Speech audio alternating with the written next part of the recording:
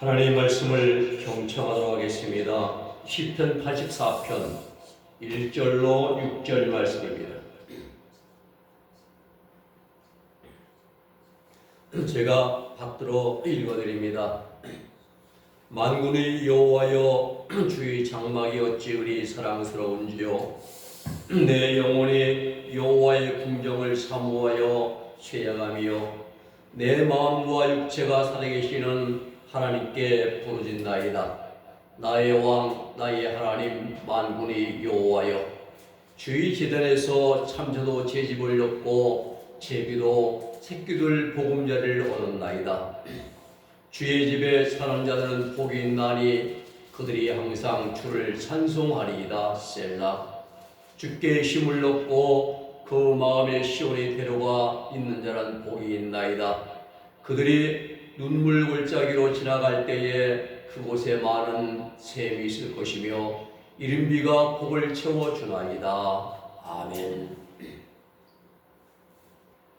오늘 말씀은 누가 복된 자인가? 라는 그러한 말씀입니다.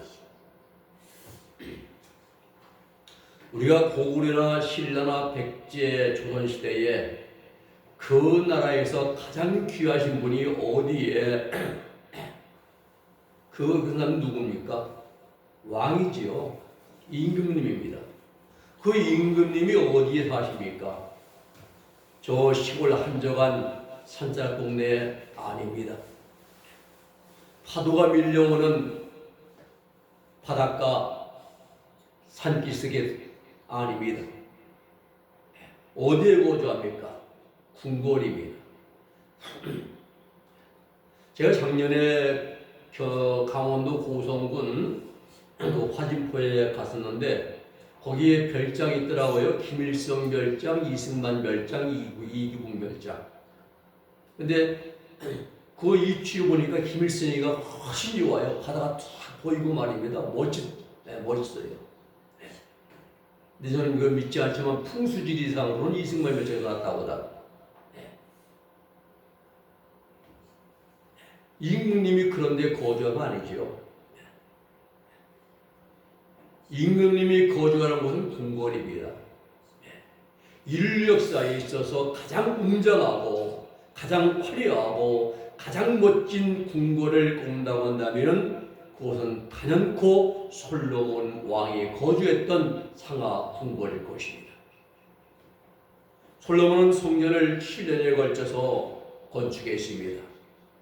건축 기간이 짧은 이유는 아버지 다윗이 건축에 필요한 모든 자재들을 이미 다 준비해 놓았기 때문에 이제 단축된 점도 없지 않아 있을 것입니다. 그리고 솔로몬이 자신이 거주할 궁궐을 13년에 걸쳐서 건축을 했습니다.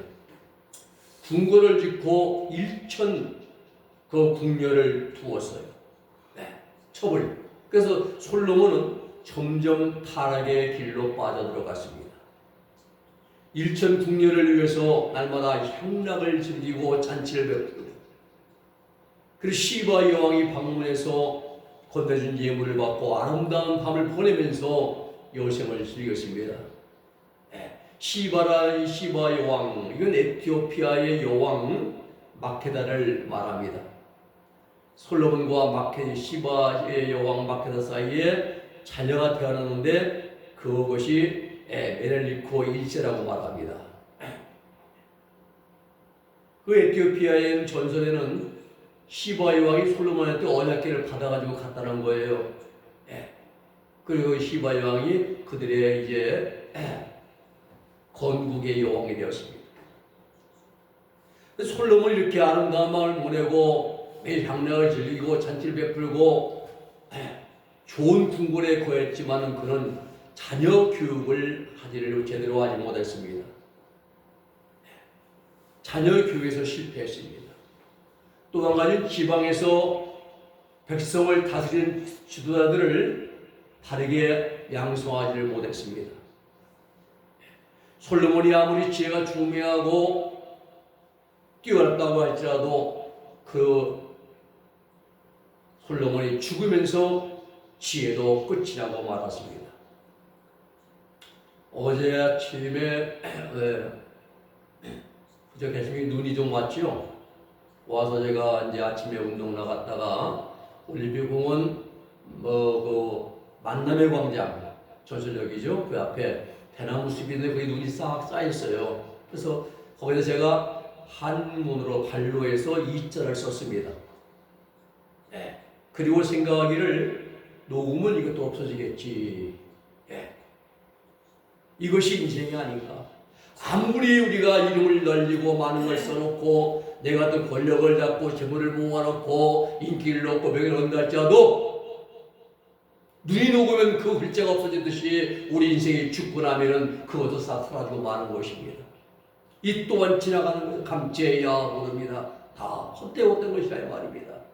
저는 글을 쓰면서 그런 생각을 해서 아무리 이 글이 내 해가 뜨고 있는 녹음이는 다 없어지겠지. 이게 우리 인생이 아닌가?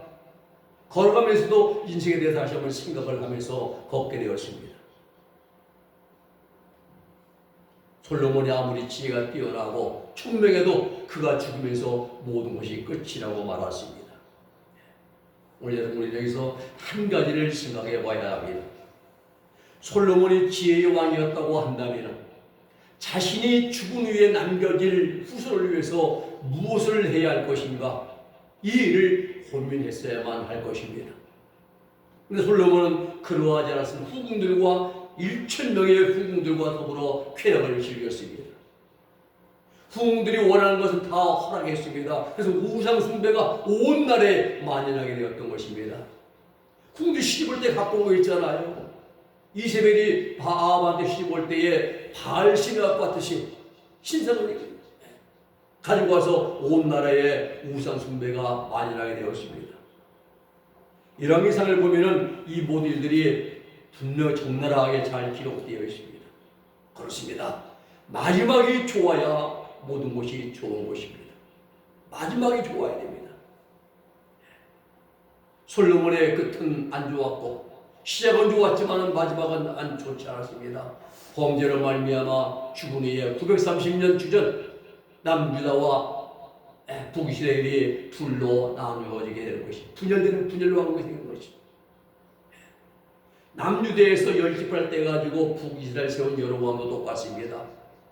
하나님의 약속을 받기는 받았는데 그는 금송아지를 만들어서 사마리아에 세워놓고 우상 숭배의 길로 들어서고 말았습니다. 끝이 안 좋았습니다.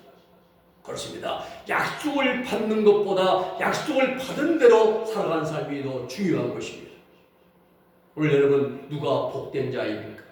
누가 복이 된 자입니까? 오늘 본문의 말씀을 보면 첫 번째는 하나님의 전을 사모하는 자입니다. 세상의 삶을 살아가는 모든 사람들은 각자가 간절하게 바라고 소원하고 사모하는 소망하는 것들이 있기 마련입니다. 지난달에 이제 지방직 5급에서 4급, 5급은 과장이고요, 사무관이고 4급은 이제 소위관인데 진급을 이제 승진한 분이 있어요. 저도 이제 청장 만날 때마다 칭찬해 주면서 좋은 말을 많이 해줬지만 그분이 이렇게 승진을 원했던 것은 정년이 딱 1년 남았어요. 59세거든요. 그토록 진급을 원했던 것입니다.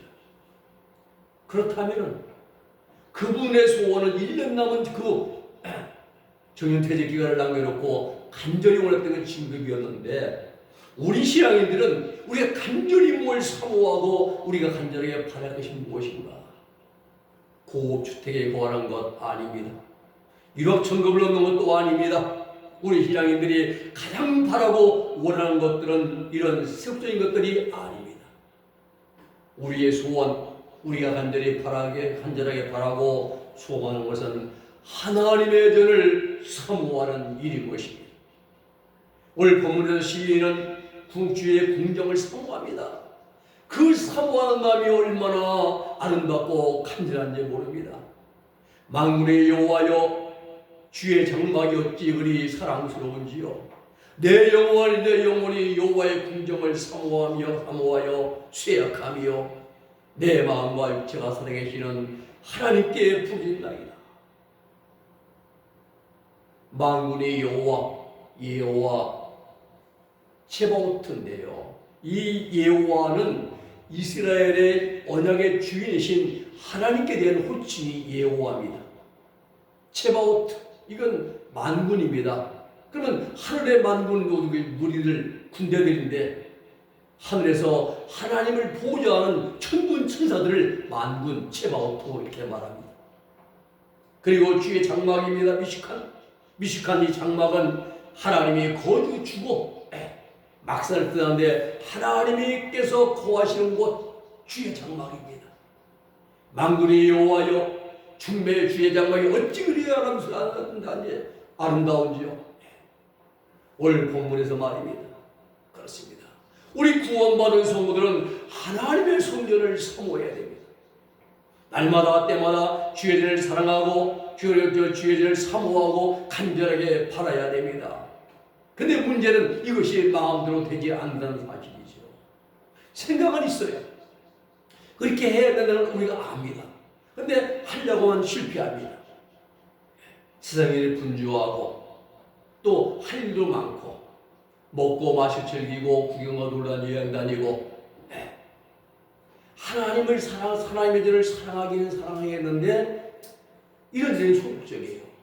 그 원인이 무엇이냐? 원인은 우리 육신의 애정과 욕망입니다. 우리 육신의 애정과 욕망을 성경에서 육신의 소욕이라 육체의 소욕. 육체의 소욕은 성령의 소욕을 거스린다고 말씀하고 있습니다. 육신의 소욕 때문에, 육체의 본능 때문에 하나님의 일을 우리가 게을리하게 되고 나태하고 멀리하게 되는 것입니다. 그러면서 우리가 하는 말 뭡니까? 마음은 외로되 육신이 약하다 이렇게 말하지. 실제로 예수님과 함께 감람산에 올랐던 베드로와 야고보와 요한의 마음으로부터는 주님과 함께 밤을 새워서 기도하고 싶었을 겁니다. 근데 기도하려고 하기만 하면 눈꺼풀이 내려옵니다. 졸음이 밀려옵니다. 무엇입니까? 육신의 피곤함, 즉 수면력 때문입니다. 수면력이 무엇입니까? 육신의 대표적인 본능 가운데 하나입니다. 사람이 피곤하면 잠을 자야 돼요. 본능입니다. 그러기에 사도 바울은 하나님의 뜻을 거스르게 만드는 육체의 성욕을 십자가에 못 박으라고 우리에게 말씀해 주고 있는 것입니다. 그렇습니다. 우리가 하나님의 죄를 사랑하고 사모하는 일도 내 생각으로가 아니라 성령께서 강력하게 우리를 붙들으시고 이끌어 주셔야 됩니다. 그렇습니다. 우리는 매 시간 근처마다 성령의 이끌림을 받아야 됩니다. 성령의 인도와 이끌림을 받기 위해서는 먼저 내가 내 생각을, 내 방법을, 내 경험과 내 자아를 다 내려놓아야 됩니다. 내 것으로 가되 아집이나 내 자아가 꽉 차 있으면 성령이 내 안에 역사를 못하십니다. 나를 비워야 되는 거예요. 그리고 간절하게 하나님의 죄를 사모하면서 간절하게 가까이 해야 됩니다. 잠언 8장 11절의 말씀이 있습니다. 나를 사랑하는 자들이 나의 사랑을 입으며 나를 간절히 찾는 자가 나를 만날 것이니라 말씀했습니다. 예수님도 요한복음 14장 21절에서 나를 사랑하는 자는 내 아버지께 사랑을 받을 것이요 나도 그를 사랑하여 그에게 나를 나타내리라 라고 말씀했습니다.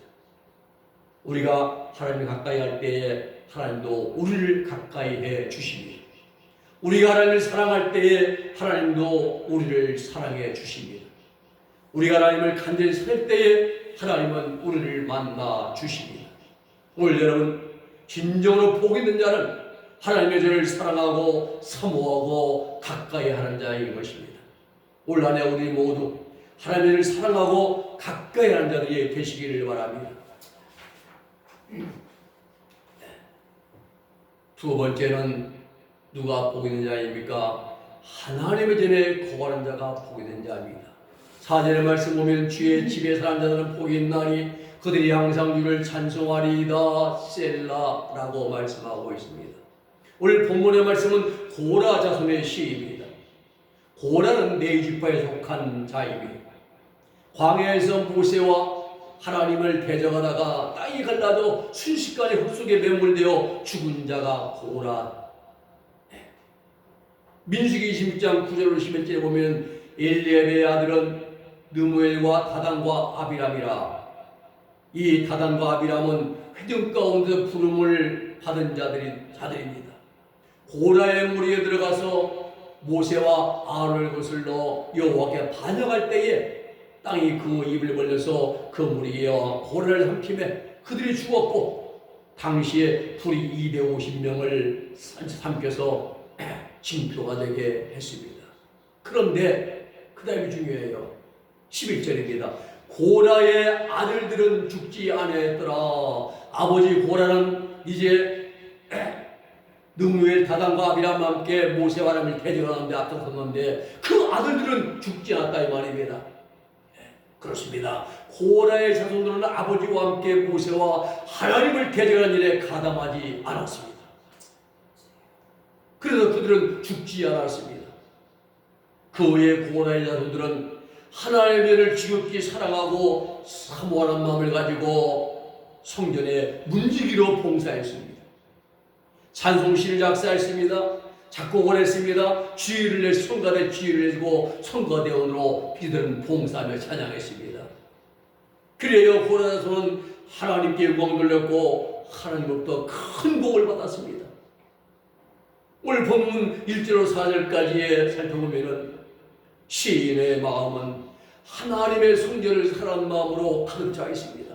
하나님의 장막, 하나님의 주의 궁전, 그다음에 주의 제단, 주의 집, 이러한 표현들은 하나님의 신이 임재하셔서 계시는 하나님의 현존에 대한 그런 상징적 표현입니다.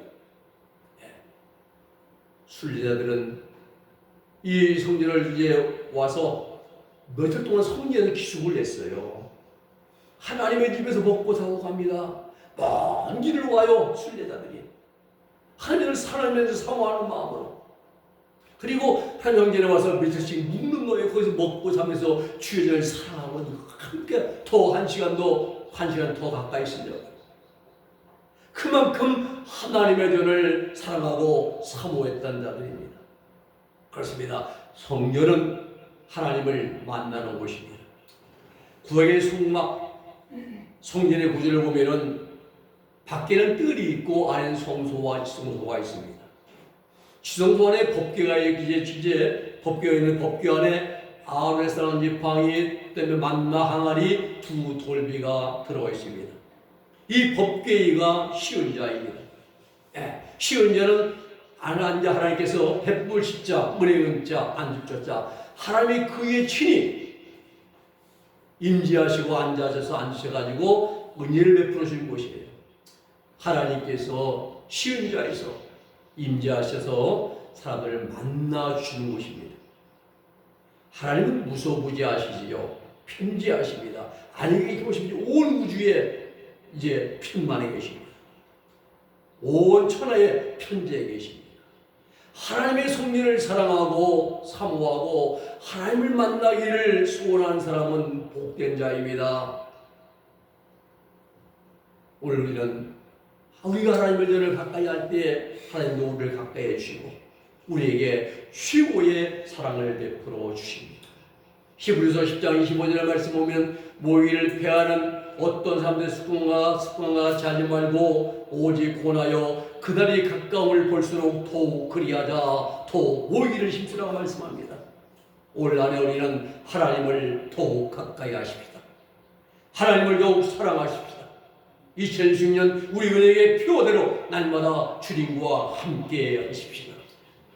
하나님의 성전에 모이를 힘쓰고 하나님의 사한제의 사랑을 받고 능력을 힘입어서 충성을 다하는 2016년 은혜교회 모든 성도들이 다 될 수 있기를 우리 예수님의 이름으로 축원해 드립니다. 세 번째는 누가 복된 자입니까? 하나님과 동행하는 자입니다. 우리 인간은 혼자서는 살아갈 수가 없는 존재입니다. 사람 인자도 그렇잖아요. 막대기 두 개로 서로 받쳐서 서포트해 줘야 돼요. 하나 세우면 넘어집니다. 근데 하나를 딱 세워주면은 그것이 서게 되죠. 시골에서 지게 모양입니다. 지게만 놓으면 절대 할 수가 없습니다. 근데 작대기로 그걸 받쳐주면 지게가 무거운 짐을 실어도 설수 세워지게 되는 것입니다. 그렇습니다. 우리 인생은, 우리 사람은 누군가의 도움을 받고 하고 내가 또 누군가에게 도움을 주는 공생공존의 관계입니다. 인생의 동반자는 함께하며 의지할 수 있는 사람으로 배우자, 친구 등 다양한 관계에서 쓰입니다. 사전적으로 보면 어떤 행동을 할 때 짝이 되어서 함께한 사람 이렇게 나와 있어요. 우리의 배우자는 평생의 동반자이고 친구는 인생의 동반자라고 말합니다. 그런데 배우자나 친구나 영원히 함께 동행하지 못합니다. 죽음으로 헤어지게 됩니다. 살아갈 때도 서로 남남이 될 수도 있습니다. 그러므로 지금 내게 가장 가까운 사람을 할지라도 영원한 동행자는 없다는 사실입니다. 그러나 하나님은 다릅니다. 내가 태어 있을 때에 나를 택정하시고 예정하신 하나님, 내 생에 내가 세상에 나올 때에 나를 구별하시고 선별하신 하나님, 내가 예수님을 믿음으로 영접할 때에 내 안에 성령으로 들어오신 하나님, 내가 세상을 살아갈 때에 광야의 연단 가운데 순간순간 날 인도하시고 함께 하시는 하나님, 그리고 내가 모든 수고와 슬픔을 다 끝내고 하늘나라 천국에 들어갈 때에 영원토록 나와 함께 하시는 하나님이십니다. 그렇습니다. 우리 인생의 가장 진정한 동행자는 바로 우리 하나님 한 분뿐입니다.